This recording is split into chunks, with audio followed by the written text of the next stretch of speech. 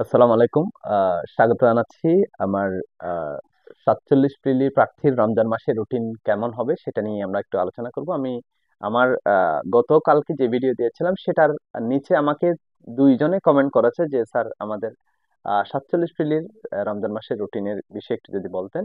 তো এর আগেও আমি ২-১ টা ভিডিওতে দেখেছি এরকম একটা কমেন্ট ছিল। সো এটার আলোকে আমি ৪৭ প্রিলি রমজান মাসের রুটিনটা আসলে একজন প্রিলি প্রার্থীর জন্য কেমন হওয়া উচিত বা কিভাবে হবে, যদিও আপনাদের নিজের মতো রুটিন থাকে, তারপরও আমারটা থেকে নিয়ে যদি আমি যদি আমার যেই পরামর্শ সেটা থেকে যদি আপনি ধারণা নেন, সেক্ষেত্রে হচ্ছে কি কিছুটা হচ্ছে কি আপনার রুটিনের সাথে অ্যাডজাস্ট করে পড়ে নিতে পারেন। হ্যাঁ, আর আমার রুটিন যে পড়ে আপনাকে প্রিলি পাস করতে হবে এরকম কোনো কথা নাই। হ্যাঁ, আপনার মতো আপনার রুটিন সাজান, সমস্যা নেই। কিন্তু যারা আমাকে ফলো করেন, অনুসরণ আমাকে মনে করেন যে এই এই থিওরি অ্যাপ্লাই করলে হয়তো বা কাজ হচ্ছে। হ্যাঁ, আগের যে বিষয়গুলো উপস্থাপন করেছি, যারা কাজ করছেন, প্রিলির যে গেম প্ল্যান সাজানোর কথা বলেছিলাম, সাবজেক্টিভ পড়ানোর কথা বলেছিলাম, তারপর হচ্ছে কি মডেল টেস্ট কিভাবে দিবেন, কেমনে পরের মডেল টেস্ট, এগুলো সবগুলা যারা ফলো করে করে আসছেন, নিশ্চয়ই আপনারা রেজাল্ট পাচ্ছেন যারা ঠিকঠাক ভাবে ফলো করছেন। হ্যাঁ, সো হচ্ছে কি আমরা এই যে রমজান মাসের রুটিনটা আসলে কেমন হবে সেটা যদি আমরা একটুখানি দেখি।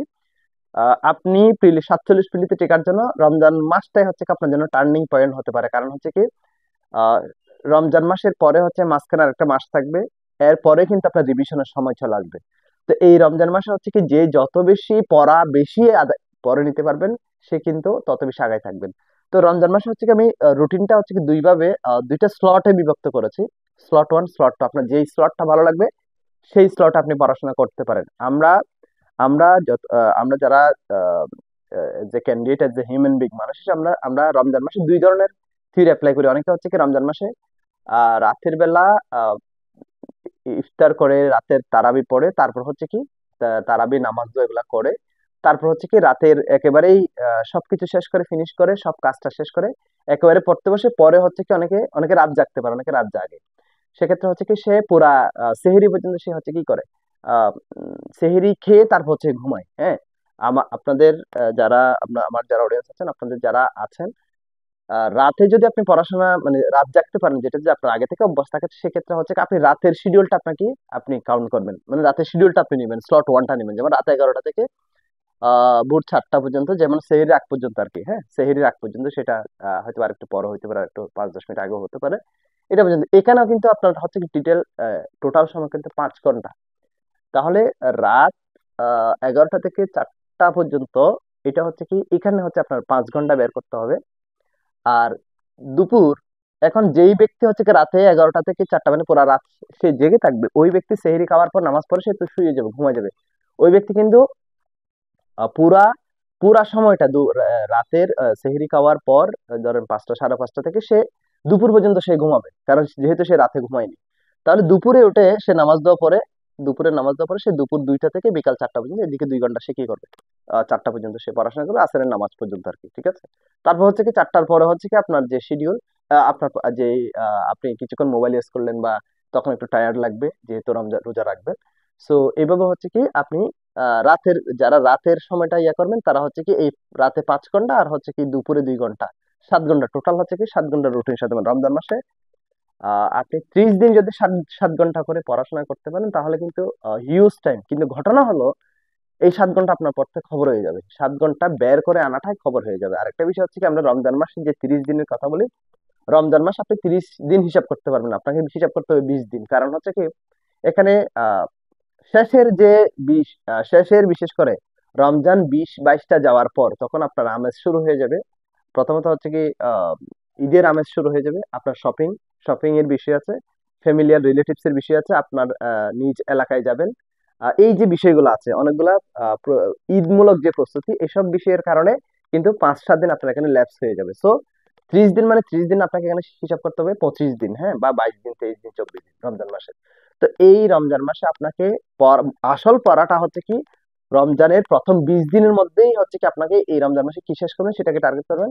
কারণ হচ্ছে পরের শেষের 10 দিন যেটা আছে সেটা হচ্ছে কি আপনার আপনি আহ, ঈদের শপিং এ চলে যাবে, আপনার হচ্ছে কি বিভিন্ন কাজ পড়ে যাবে। হ্যাঁ, ফ্যামিলিয়াল অনেক প্রস্তুতি, ঈদের প্রস্তুতিমূলক বিভিন্ন কাজের মধ্যে আপনার এঙ্গেজ হয়ে যাবেন। আর যদি আপনি রাতের আহ, যদি আপনি রাতে ঘুমান, অনেকে আছে হচ্ছে কি রাতে না ঘুমালে হচ্ছে কি সে কাজ করতে পারে না, এরকম কিছু আছে। রাতে তাহলে যারা রাতে ঘুমাবেন তাহলে তারা আহ, রোজা রেখে ইফতারি করে, তারপর রোজা রেখে তারা হচ্ছে কি ওই যে রাতের তারাবি পড়ার পর সে হচ্ছে কি এসে ঘুমায় যাবে, তারাবি পড়ার পর সে নর্মালি ঘুমায় যাবে, ঘুমানোর পর সে মোটামুটি সারা রাত ঘুমাবে, সে সেহরির সময় উঠে সেহরি খেয়ে তারপর একটু 1-2 ঘন্টা ঘুমিয়ে 7টা অথবা 8টা থেকে, ঠিক আছে, সকাল 7টা অথবা 8টা থেকে সে দুপুর 1টা পর্যন্ত টানা পড়বে, সেটা হচ্ছে তার মানে মেইন আওয়ার যে পড়ার 5 ঘন্টা। ঠিক আছে, যেহেতু সে পুরা রাত সারা রাত ঘুমিয়েছে, সো তাকে সকালের পুরা টাইমটা তাকে কি এখানে ইউজ করতে হবে। আর সেক্ষেত্রে তাকে দুপুর 2টা থেকে বিকাল 4টা, এটা হচ্ছে কি দুইজনের জন্য কমন শিডিউল, দুপুর 2টা থেকে বিকাল 4টা পর্যন্ত এই সময়টা পড়াশোনা করতে হবে। এখন প্রশ্ন হতে পারে যে ভাই বা স্যার, যে এখানে এই সময় এত 7 ঘন্টা বা দিনের মধ্যে এতটুকু পড়াশোনা করা বা একটা রোজা রেখে সম্ভব হবে কিনা? আসলে আপনি যদি বিসিএস ক্যান্ডিডেট হয়ে থাকেন, আসলে সবকিছু সম্ভব হওয়ার কথা বা সম্ভব করে নিবেন আপনি। ঠিক আছে, কোনো কিছু অজুহাত দিবেন, কোনো কিছু অজুহাত দেওয়ার কোনো অপশন নাই। হ্যাঁ, আর এই যদি পারেন, যদি সম্ভব হয়, এই বছরের ঈদটা আপনি যেখানে থাকেন সেখানে করেন। হ্যাঁ, এই বছরের ঈদের সময়টা যে 5 দিন 6 দিন আপনি গ্রামে গিয়ে কাটিয়ে দেন, বা আপনার যেই জায়গা থেকে পড়াশোনা করেন সেই জায়গা থেকে আপনি একটু ব্রেক করার জন্য যেটা যান, সেটা হচ্ছে কি এই 5-7টা দিন হচ্ছে কি এই বছরের রমজানটাকে আপনি কি এই বছরের ঈদটাকে আপনি একটু বলে দেন নিজের জন্য, প্রিলি পাস করার জন্য। প্রিলি পাস করার পর আপনি বাড়িতে যান, সমস্যা নাই। তবে হয়তো ঈদের দিন আপনি একটু ঘুরতে পারেন, সেটার জন্য একটু টাইম স্পেন্ড করতে পারেন। একটা দিন ঈদের দিনটা আপনি ঘুরতে পারেন, সেটার জন্য টাইম রাখতে পারেন।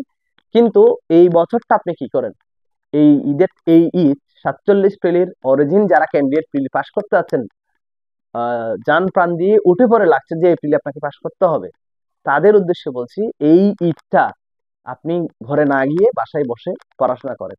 ঈদ আপনার এই ঈদের চেয়ে 47 প্রিলি পাস করেই ঈদটা আপনার জন্য সবচেয়ে বেশি ইম্পর্টেন্ট। সো আপনি পারলে এই ঈদটা অ্যাভয়েড করেন। হ্যাঁ, আপনার ফ্যামিলির যারা ফ্যামিলিয়াল মানুষ আছে তাদেরকে বলেন যে যারা ধরেন সবাই মিলে বাড়িতে আছে, সেক্ষেত্রে হচ্ছে কি আপনি এটাকে অ্যাভয়েড করার চেষ্টা করেন।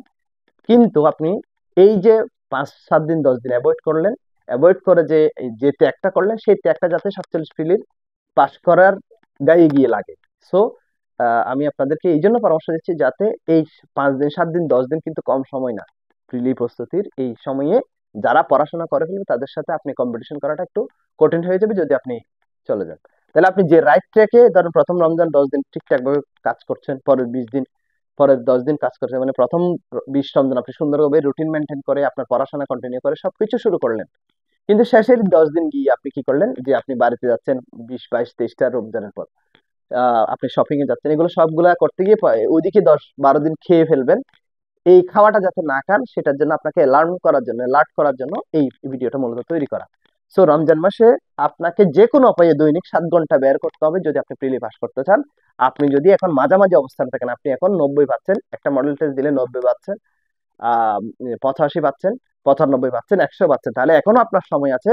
যে সময়টা আছে 47 প্রিলিকে কাজে লাগানোর জন্য রমজান মাসটাকে আপনি কি করেন, ফোকাস করেন, দৈনিক 7 ঘন্টা পড়াশোনা করে আপনি কি করেন, প্রিলি টিকার জন্য নিজেকে প্রস্তুতি করে তোলেন।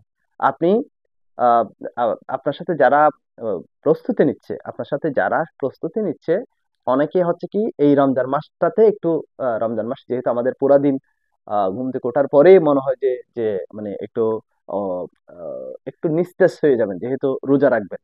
সো হচ্ছে কি প্রথম দিকে হচ্ছে একটু এনার্জি থাকবে। সো এই সময়তে যে কোনো উপায়ে আপনার এই 7 ঘন্টা আপনি বের করবেন। কেমনে বের করবেন আমি জানি না। আপনাকে এই 7 ঘন্টা, মিনিমাম 7 ঘন্টা আপনাকে বের করে নিতে হবে।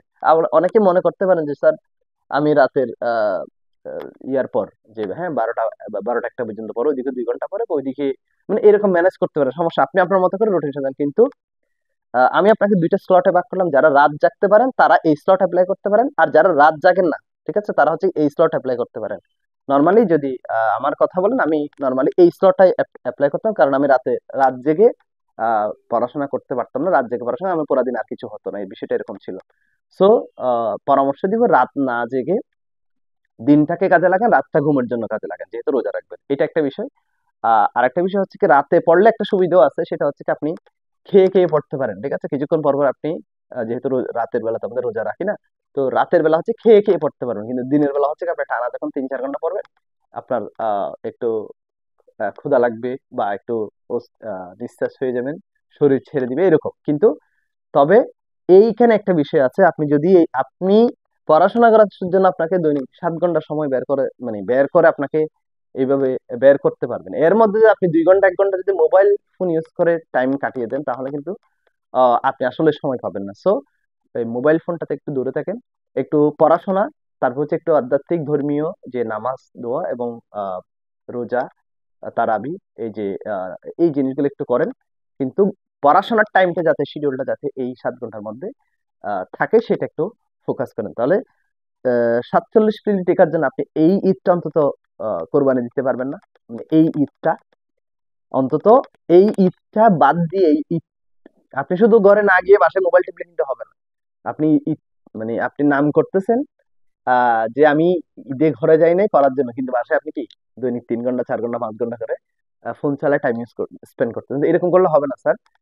আহ এটা বাস্তব অভিজ্ঞতা থেকে বলছি, এরকম হয়, মানে এরকমই হওয়ার সম্ভাবনা থাকে যে সবাই হচ্ছে কি আমরা নিজেরাও আমরা ফোনে মোবাইল একটু এডিক্টেড থাকি, এটা থেকে একটু যাতে কি হয় আমরা দূরে থাকি, যেহেতু আপনাকে প্রিলি পাস করতে হবে।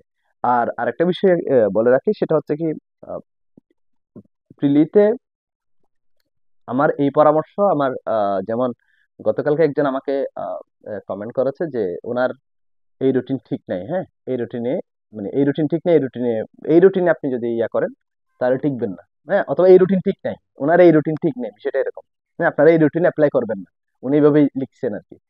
তো আমার কথা হচ্ছে কি ভাই, রুটিন আপনার মতো আপনি করেন, আমার কোনো সমস্যা নাই। তো আমার কাজ হচ্ছে কি আপনাকে, আপনি যেই জায়গায় আছেন, আপনার যে মোটিভ, মানে একজন ক্যান্ডিডেট হিসাবে আমি যে আপনার অবস্থানে যখন ছিলাম, সেই জায়গাতে আমি নিজেও কি ডিমোটিভেট হয়ে যেতাম। এটাকে মোটিভেট করার জন্য আপনাকে একটা ধাক্কা দেয়া, যে আপনি প্রিলি পাস করতে, আপনাকে একটা ধাক্কা দেয়া, মনের ধাক্কা দিয়ে আপনি অন্তত যাতে প্রিলিটা পাস করেন, মানে এভাবে হচ্ছে কি আপনাকে মোটিভেট করার জন্য এখানে আসছে। এখানে আমার রুটিনে ফলো ফলো করতে হবে, বা আমার রুটিন ফলো করে আপনি ক্যাডার হয়ে যাবেন, বিষয়টা এরকম না। রুটিন আপনার মতো করে আপনি সাজান, কিন্তু সময়টাকে কাজে লাগান, হ্যাঁ।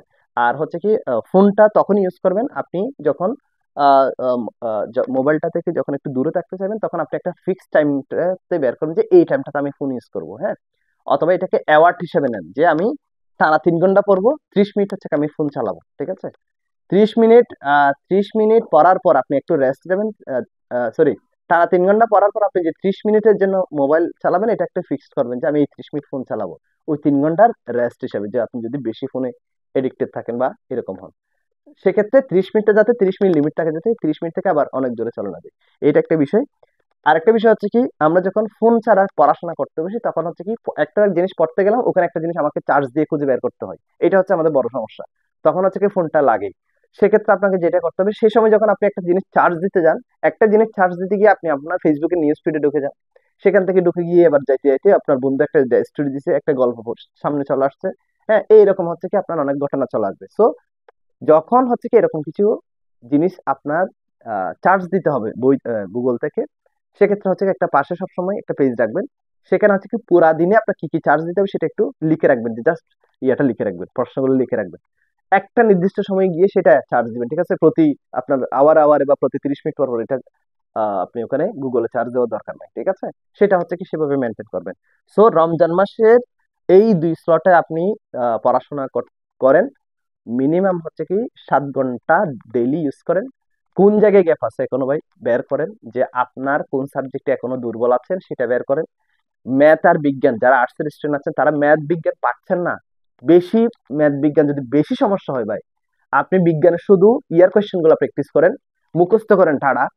ম্যাথের হচ্ছে কি আপনি যেটা পারেন সেটা পড়েন, যে দূর পারেন, যেটা পারেন না সেটা ছেড়ে দেন ভাই, এটা নিয়ে বাড়াবাড়ি করার দরকার নেই। আর হচ্ছে কি যারা সায়েন্স ব্যাকগ্রাউন্ডে আছেন, তাদের হচ্ছে কি জিকে পার্টে একটু সমস্যা হবে, জিকে পার্টটা যতটুকু পারেন ম্যানেজ করার চেষ্টা করেন। যেটা স্ট্রং জোন আছে আপনার ম্যাথ বিজ্ঞান, যারা সায়েন্সের আছেন, ম্যাথ বিজ্ঞান আইসিটি মেন্টাল এবিলিটি, এটাতে আপনি আরো স্ট্রং করে ফেলেন। যারা আর্টসের আছেন, বাংলাদেশ, আন্তর্জাতিক, ভূগোল, এগুলাকে আরো স্ট্রং করে ফেলেন। যারা কমার্সের আছেন, আপনি কোন জায়গায় স্ট্রং, আপনি কি বাংলা বাংলা ইংরেজি বা আরেকটা পার্টে স্ট্রং, সেটাকে স্ট্রং করেন। যেটা আপনার উইক জোন, যেটা নিয়ে আপনি পারতেছেন না, সেটাকে আপনি ছেড়ে দেন। সেটা তো আপনার 100-তে মানে 30-এ আপনার 25 পাইতে হবে এরকম কথা না, আপনি 30 ওখানে চিন্তা করেন যে না, এখানে আমি 50% নাম্বার, আমি 15 পাইলে হবে, এটা আমি ছেড়ে দিব। ওই বাকি নাম্বার আমি অন্য যে স্ট্রং জোন আছে, আমি যেটাতে পারি সেটাতে আমি কি করব, খাবার করব।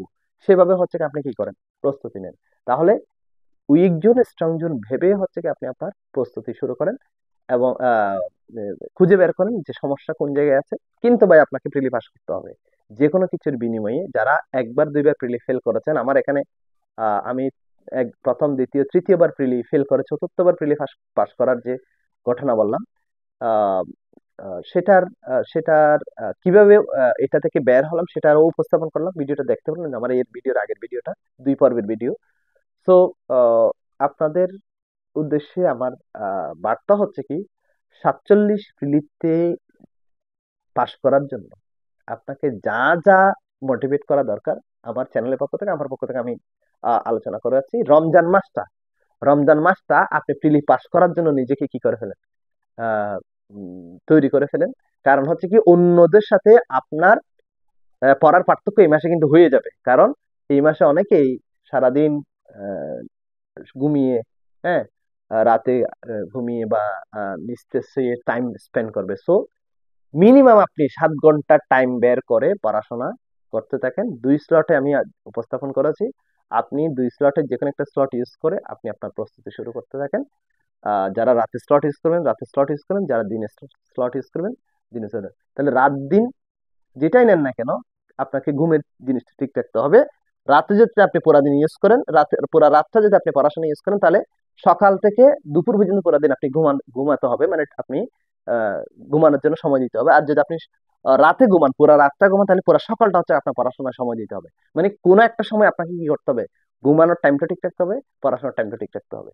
সো আশা করি 47, এবং সর্বশেষ কথা, আহ, আমি 3 BCS 3বার হচ্ছে কি প্রিলি, শেষ 3বার প্রিলি পরীক্ষা দেওয়ার সময় হচ্ছে কি ঈদে ঈদটা হচ্ছে কি গ্রামে গিয়ে করে নেই আর কি।